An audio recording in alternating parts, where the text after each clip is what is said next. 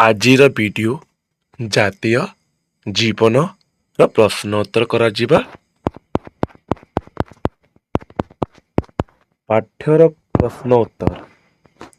Number 1, ବିପରୀତ ବୋଧକ ଶବ୍ଦ ଲେଖ। ଚିରସ୍ଥାୟୀ, କ୍ଷଣସ୍ଥାୟୀ, ଶିକ୍ଷିତ, ଅଶିକ୍ଷିତ, ମିଥ୍ୟାବାଦୀ, ସତ୍ୟବାଦୀ, ଅସ୍ୱଭାବ, ସ୍ୱଭାବ, ନିମ୍ନଗତି, ଊର୍ଦ୍ଧ୍ୱଗତି, ନିନ୍ଦା, ପ୍ରଶଂସା। ହୃଷ୍ଟପୃଷ୍ଟ ପରି ଆଉ 5ଟି ଯୁଗ୍ମ ଶବ୍ଦ ଲେଖ। ରୀତିନୀତି, ଚାଲିଚଳନ, ବେଶଭୂଷା, ପିଠାପଣା, ବାଟଘାଟ, ଶାନ୍ତଶିଷ୍ଟ, ହାତ ହତିଆର। ନିମ୍ନଲିଖିତ ଶବ୍ଦଗୁଡ଼ିକୁ ବ୍ୟବହାର କରି ବାକ୍ୟ ଗଠନ କର। ପାର୍ଥିବ, ମୃତ୍ୟୁ ସମୟରେ ଆତ୍ମା ପାର୍ଥିବ ଶରୀର ତ୍ୟାଗ କରି ପରମାତ୍ମା ସହ ମିଳିତ ହୁଏ। ଅପତ୍ୟ, ସାଂସାରିକ ଅପତ୍ୟ ସ୍ନେହରେ ଅନ୍ଧ ହୋଇ ମାନବ ଅସତ୍ ଉପାୟରେ ଅର୍ଥାର୍ଜନ କରେ। ପଦସ୍ଥ, ପଦସ୍ଥ କର୍ମଚାରୀମାନେ ତଳିଆ କର୍ମଚାରୀମାନଙ୍କୁ ସମୁଚିତ ନ୍ୟାୟ ଦେବା ମହାନତାର ପରିଚାୟକ। ମୂଳମନ୍ତ୍ର, ନିଃସ୍ୱାର୍ଥପରତା ଜାତୀୟ ଉନ୍ନତିର ମୂଳମନ୍ତ୍ର ଅଟେ। ଖୋସାମତ୍, ଖୋସାମତ୍ କରି କାର୍ଯ୍ୟ ହାସଲ କରିବାରେ ଖୁବ୍ ପାରଙ୍ଗମ। ପାରଙ୍ଗମ ଅର୍ଥ ଖୁବ୍ ବିଶେଷ୍ୟ ଓ ବିଶେଷଣ ଶବ୍ଦଗୁଡ଼ିକୁ ଚିହ୍ନାଅ। ଅଭ୍ୟନ୍ତର, ବିଶେଷ୍ୟ, ସ୍ୱର୍ଗୀୟ, ବିଶେଷଣ।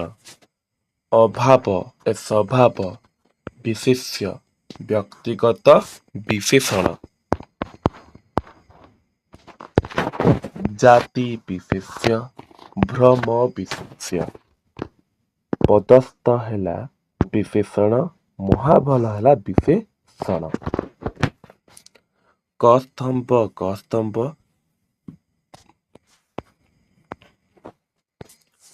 ଡାଲ, ଡାହାଲ, କୁକୁର। ମହାବଳ, ବାଘ। ଜଲ, ବିନ୍ଦୁ, ପାର୍ଥିବ, ଜୀବନ। 6 ନମ୍ବର ଯେନାକି କ୍ଷୁଦ୍ର ଉତ୍ତରମୂଳକ ପ୍ରଶ୍ନ ଉତ୍ତର। ପ୍ରତ୍ୟେକ ଜାତି ପାଇଁ ଜାତୀୟ ଜୀବନର ଆବଶ୍ୟକତା ରହିଛି କାହିଁକି? ଜାତି ଜାତି ମଧ୍ୟରେ ସ୍ୱଭାବର ପ୍ରତିଷ୍ଠା ପାଇଁ ପ୍ରତ୍ୟେକ ଜାତି ନିମନ୍ତେ ଜାତୀୟ ଜୀବନର ଅପରିହାର୍ଯ୍ୟତା ରହିଅଛି। 7 ନମ୍ବର, କେଉଁ ଭାବଗୁଡ଼ିକ ମଣିଷକୁ ପ୍ରତିକ୍ଷଣ ତଳକୁ ଓଟାରୁଅଛି? ସ୍ତ୍ରୀ, ପୁଅର ମୋହଜନିତ ସାଂସାରିକ ପାର୍ଥିବ ଭାବଗୁଡ଼ିକ ମଣିଷକୁ ପ୍ରତିକ୍ଷଣ ତଳକୁ ଓଟାରୁଛି। କେତେବେଳେ ଜାତି ଜାତି ମଧ୍ୟରେ ସ୍ୱଭାବ ସୃଷ୍ଟି ହୋଇଥାଏ। ଜାତୀୟ ଜୀବନ ପ୍ରତିଷ୍ଠିତ ହେଲେ ଜାତି ଜାତି ମଧ୍ୟରେ ସ୍ୱଭାବ ସୃଷ୍ଟି ହୋଇଥାଏ। ଜଳର ଜାତୀୟ ଗୁଣ କ'ଣ?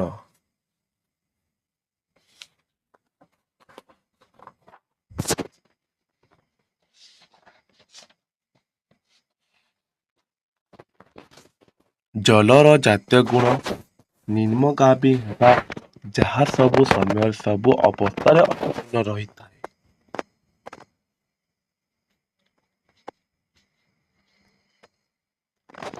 ଆମେ ସବୁବେଳେ କାହାର ଟେକ ରଖି କାର୍ଯ୍ୟ କରିବା ଆବଶ୍ୟକ।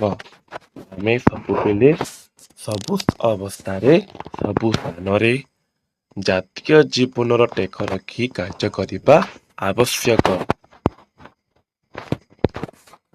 କାର୍ଯ୍ୟ କରିବା ସମୟରେ ନିଜକୁ ସବୁବେଳେ ପଚାରିବା ଆବଶ୍ୟକ। ପ୍ରଶ୍ନ କରିବା ଉଚିତ ଯେ ସେ ମିଥ୍ୟାବାସୀ ହେଲେ କିମ୍ବା କୁବାକ୍ୟର ପ୍ରତ୍ୟୁତ୍ତର ଦେଲେ ତାହାର ସେହି କାର୍ଯ୍ୟକଳାପ ଦ୍ୱାରା ତା ଜାତିର ଗୌରବ ଅପଚୟ ହେବ କି ନାହିଁ। ଜାପାନର ଜାତିର ଉନ୍ନତିର ମୂଳମନ୍ତ୍ର କ'ଣ? ଜୀବନ ବିନିମୟରେ ମଧ୍ୟ ଜାତିର ମାନ ବୃଦ୍ଧି କରିବା ଭାବନା ହିଁ ଜାପାନ ଜାତିର ଉନ୍ନତିର ମୂଳମନ୍ତ୍ର ଅଟେ। ନିଜର ତ୍ୟାଗ ବଳିଦାନର ସୁମହାନ ପରମ୍ପରା ନେଇ ଜାପାନ ଜାତି ସମୁନ୍ନତ ଅଟେ। ଜାତୀୟ ଜୀବନ କିପରି ଗଠିତ ହୋଇଥାଏ? ବ୍ୟକ୍ତିଗତ ସ୍ୱଭାବ ସତ୍ତ୍ୱେ ପରସ୍ପର ମଧ୍ୟରେ ମନ ମିଳାଇ କାର୍ଯ୍ୟ କରିବାର ମହାନୁଭବତାକୁ ନେଇ ଜାତୀୟ ଜୀବନ ଗଠିତ ହୁଏ। ଡାହାଲ ଛୁଆଟି କଥା କହି ପାରୁଥିଲେ କ'ଣ କହନ୍ତା? ତା ଜୀବନ ବଳି ଦେଇ ସାହସିକତାର ପରିଚୟରେ ତାର ଜାତିର ଗୌରବ ବୃଦ୍ଧି କରିବାର ସତ ସାହସକୁ ପ୍ରକାଶ କରି ପାରନ୍ତା। ଦୋଷ ଗୁଣ ଦେଖିବା ସମ୍ବନ୍ଧରେ ଲେଖକଙ୍କର ବକ୍ତବ୍ୟ କ'ଣ? ଦୋଷ ଗୁଣ ଦେଖିବା ସମ୍ବନ୍ଧରେ ଲେଖକଙ୍କର ମନ୍ତବ୍ୟ ଏହି ଯେ ସବୁ ବ୍ୟକ୍ତି ଓ ଜାତିଠାରେ ଅନୁକରଣ ଯୋଗ୍ୟ ଅନେକ ଗୁଡ଼ିଏ ଗୁଣ ଅଛି। ସେହି ଗୁଣଗୁଡ଼ିକୁ ଖୋଲା ଆଖିରେ ଦେଖି ଗ୍ରହଣ କରିବା, ସେମାନଙ୍କର ଦୋଷଗୁଡ଼ିକୁ ଆଖି ବନ୍ଦ କରି ଉପେକ୍ଷା କରିବା ପାଇଁ ଲେଖକଙ୍କ ମନ୍ତବ୍ୟ ଦେଇଛନ୍ତି।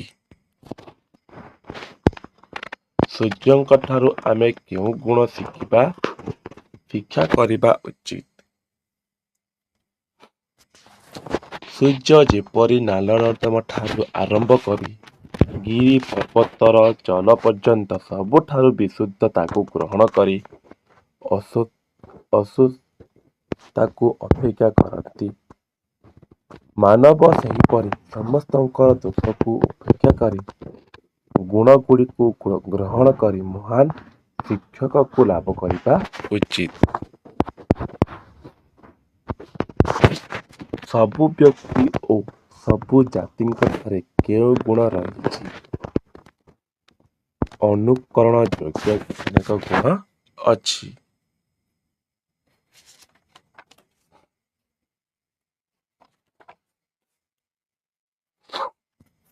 ସରଳାର୍ଥ ଲେଖ କୁହାଯାଇଛି। 18 ନମ୍ବର। ଜାତିର ମୂଲ୍ୟ ବଢ଼ିଲେ ଜାତୀୟ ଲୋକେ ତହିଁର ସୁଫଳ ଭୋଗ କରିବେ, ଏଥିରେ ସନ୍ଦେହ ନାହିଁ। କିଛି କବିଙ୍କ ବିଷୟରେ ଲେଖବ, ଯାହା ହେଉଛି କି ଲେଖବ ଉକ୍ତ ଗଦ୍ୟାଂଶଟି ମଧୁସୂଦନ ଦାସଙ୍କ ଦ୍ୱାରା ଲିଖିତ ଜାତୀୟ ଜୀବନ ପ୍ରବନ୍ଧରୁ ଉଦ୍ଧାର କରାଯାଇଛି ବା ଅଣାଯାଇଛି। ଏଠାରେ ଲେଖକ ଗୋଟିଏ ଜାତିର ଗୌରବ କିପରି ସେହି ଜାତିର ଲୋକଙ୍କ ମାନଙ୍କ ପାଇଁ ରକ୍ଷା କବଚ ଓ ଉନ୍ନତିର ସୋପାନ ହୁଏ ତାହାର ଏକ ବିଚାର କରିଛନ୍ତି।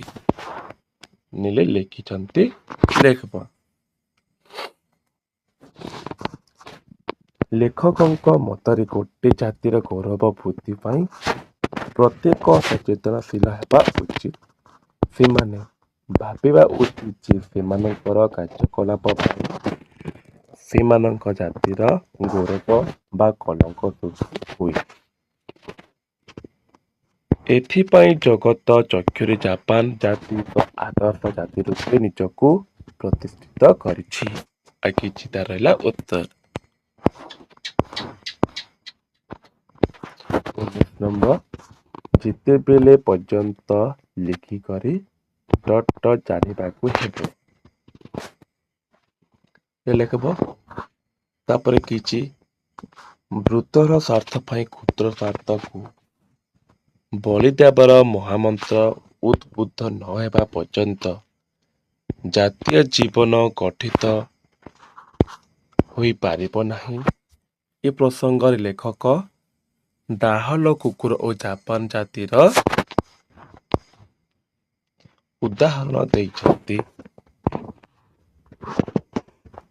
ଡାହଲ କୁକୁରଟି ନିଜ ଜାତୀୟ ମାନ ବୃଦ୍ଧି ପାଇଁ ମହାବଳ ପାଗ ସମ୍ମୁଖରେ ଅମ୍ଳାନ ଚିତ୍ତରେ ଜୀବନକୁ ପୋଲି ପକାଇ ଦିଏ।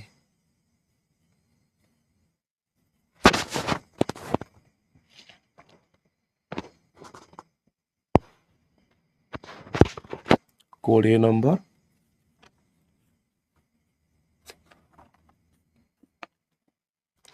ସବୁ ବ୍ୟକ୍ତି ଓ ସବୁ ଜାତିଙ୍କ ଠାରେ ଅନୁକରଣ କରିବା ଯୋଗ୍ୟ ଅନେକ ଗୁଡ଼ିଏ ଗୁଣ ଅଛି। ଉକ୍ତ ଗଦ୍ୟାଂଶଟି ଲେଖକ ମଧୁସୂଦନ ଦାସଙ୍କର ଜାତୀୟ ଜୀବନ ପ୍ରବନ୍ଧରୁ ଉଦ୍ଧାର କରାଯାଇଛି। ଏଠାରେ ଲେଖକ ଜାତି ଓ ବ୍ୟକ୍ତି ନିର୍ବିଶେଷରେ ଦୋଷ ତ୍ୟାଗ କରି ଗୁଣଗ୍ରାହିତାକୁ ପ୍ରାଧାନ୍ୟ ଦେବା ପାଇଁ ଉପଦେଶ ଦେଇଛନ୍ତି।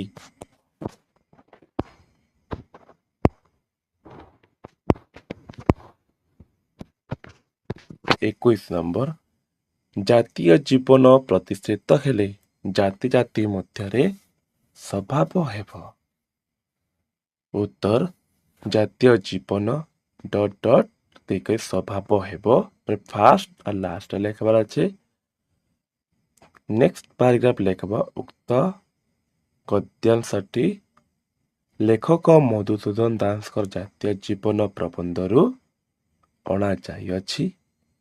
ଉକ୍ତ ପ୍ରସଙ୍ଗଟିରେ ଲେଖକ ମାନବର ଜୀବନ କିପରି ଜାତୀୟ ଜୀବନରେ ପ୍ରବର୍ତ୍ତିତ ହୋଇ ଜାତି ଜାତି ମଧ୍ୟରେ ସଦ୍ଭାବର ସୂତ୍ରପାତ କରେ ତାହା ବୁଝାଇଛନ୍ତି।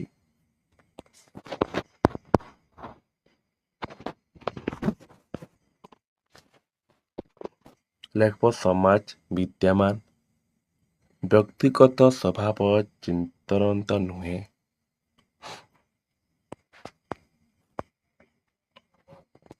22 ନମ୍ବର ସବୁ ସ୍ଥଳରେ ସବୁ ଅବସ୍ଥାରେ ଜଳର ନିଜ ଜାତୀୟ ଗୁଣକୁ ଧାରଣ କରି ଜାତୀୟ ଜୀବନର ଟେକ ରଖିଅଛି। ଏ ପ୍ରସଙ୍ଗ ତମେ ଲେଖା ଅଛି ଜଳର କିଛି ଗୁଣ ଲେଖିବାର ଅଛି।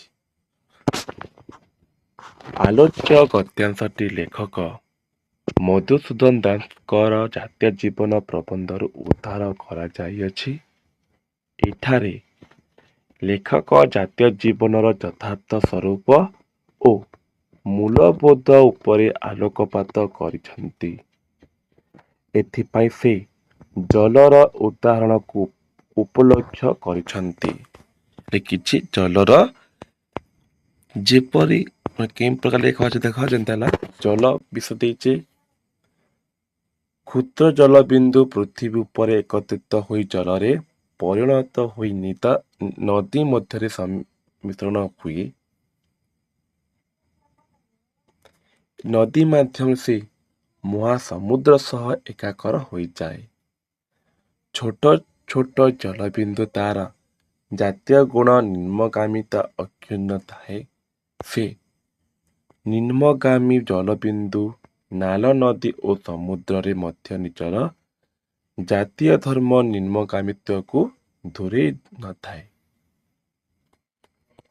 ଏବେ ଆସିଲା ଦୀର୍ଘ ଉତ୍ତର ପ୍ରଶ୍ନ ଉତ୍ତର।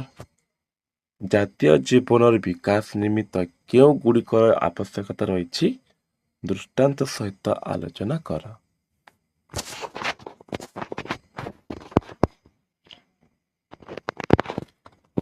ଖାଲି ଲେଖା ଅଛି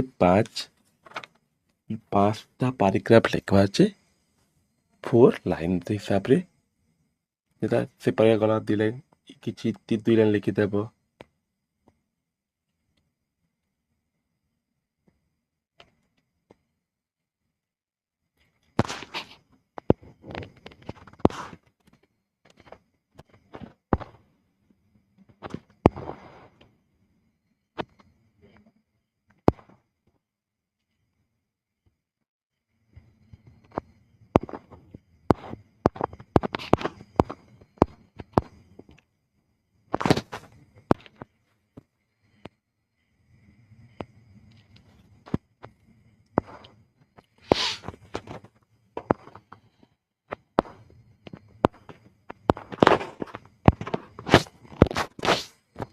24 ଜାପାନ ଜାତିର କେଉଁ ଗୁଣ ସେମାନଙ୍କୁ ବିଶ୍ୱ ପ୍ରସିଦ୍ଧ କରିପାରିଛି ଏବଂ ସେମାନଙ୍କ ତତଦ୍ୱାରା କି ଲାଭ ହୋଇଛି ତାହା ଆମେ ଲେଖମୁ।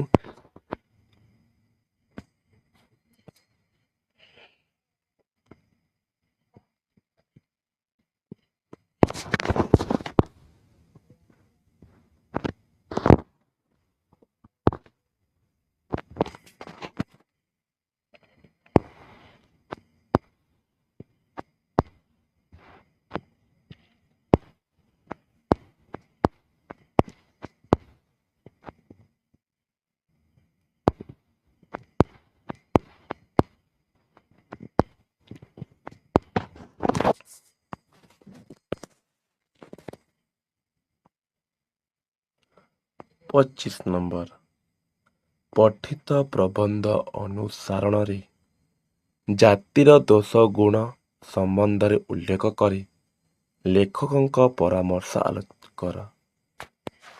जिन लेखक दीप परामर्श ता विषय किछि लेख जेपरि हेला आलोच्य प्रबंधर लेखक मधुसूदन दास जड़े विज्ञ शिक्षित जातिप्रेमी और आदर्श व्यक्तित्व समन्वयर उदार भावपूर्ण मनुष्य थिले।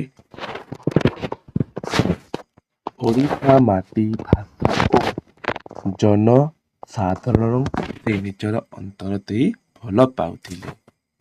किछि लेखब आतंक लेखब दोष और गुण दुईटी विपरीत वृत्ति मानव जीवनर एक गतानुगतिक चिंताधारा अटे।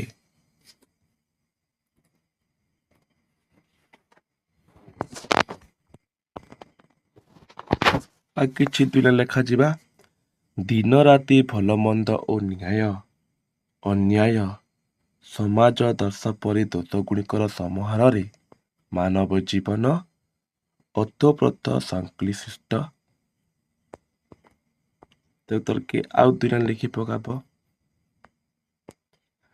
जातीय जीवन प्रबंधरे प्राबंधिक मधुसूदन दास जातिर दोष गुण संबंधरे तांकर विज्ञ ओ सुमहत परामर्श देइछन्ति।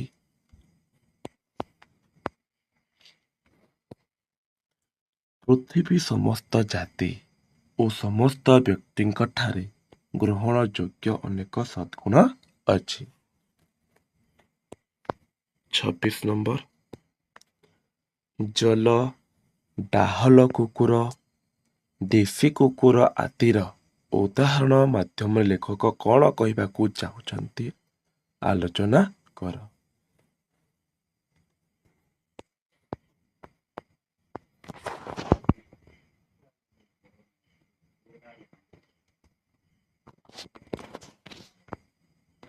तार रहा उत्तर हमके सबू पैराग्राफ रो दुई दुई लाइन बा चे लाइन तमके लेखबार अच्छे।